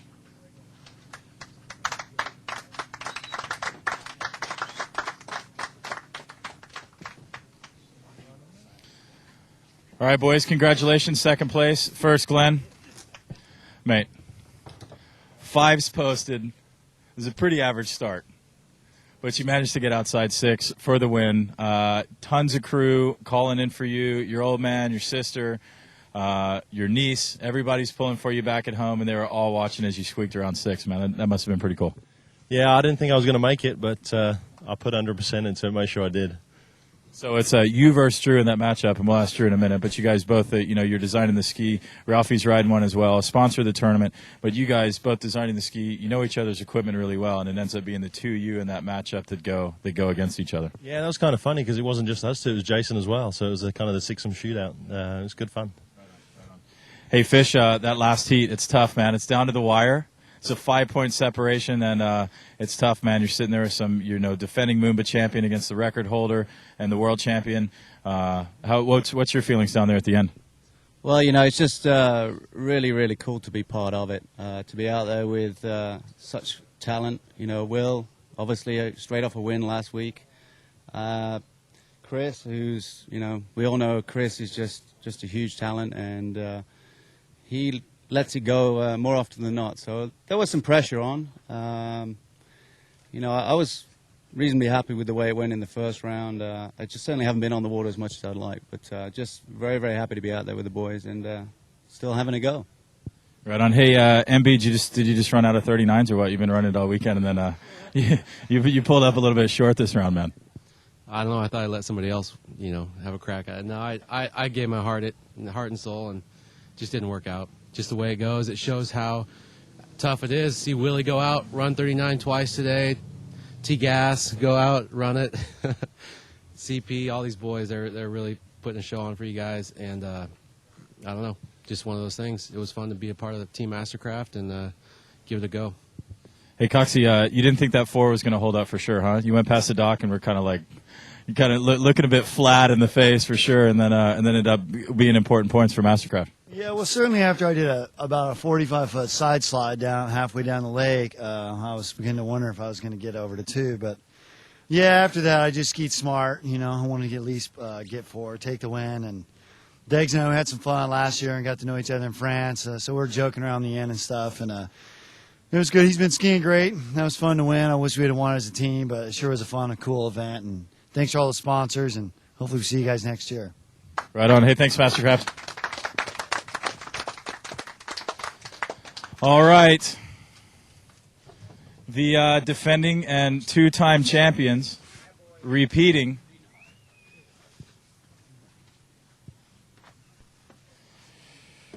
Billy Susie, Nick Parsons, Drew Ross, Thomas DeGaspery, Big Willie. So, Willie, we got a little bit distracted there at the end. You have no idea. All right, guys. Go. Did you make it around 2? Yeah, I made it around 2. Didn't I get 2? No, I don't know. I don't know. We were a little distracted. I gave you 1.5. It was kind of irrelevant by that point, but just wanted to make sure you're staying honest. It was just a bad situation. Tommy took a hit to the head, and it was kind of shaky. I was down there. I was like, well, I don't really know if I should ski.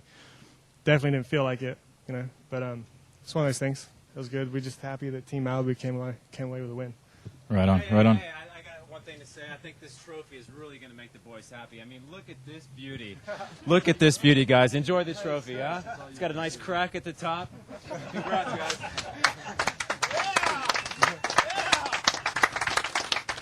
Right on, Trubies. Thanks, Sully. That's a great weekend. What a fun event. Mastercraft, Nautique, and Malibu all coming together for a super weekend. Mike and Chris keeping the viewers informed. Your knowledge, expertise, humor, and dedication. Everybody that we've spoken to that's been watching from abroad is just really in good graces to get the presentation. Our team, wow. Getting better by the minute, and always skiing well, always skiing with heart, and working together. So thanks to everybody at Malibu. I don't got much to say. I just had a really good time today, and skiing for the first time this year on the team. Last year I didn't ski in it, and I was really happy. I was just kind of hoping I could have as much fun as Nick had on this crash there. It looked like a lot of fun, and I'll be back next year and hopefully defend the title, make it a three-peat. Hey, Todd, thanks, man. This is by far the best tournament I've skied in a long time. It's my first time skiing on Malibu, and it's the first time in a head-to-head, with boat competitions, and it's just great. Just puts that little bit more edge onto it. And, first time on new ski, too. Oh yeah, first time on new ski. I took a big fall because I knew that the pressure was on. So as I knew Marcus was chasing me, he's been on fire for the last weekend, and I gave it my all. And luckily, I turned out for the best. So.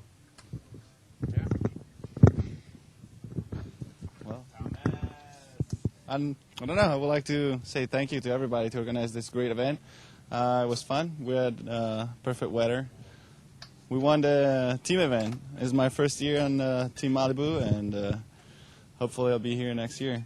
Thank you, everybody, for putting on this show.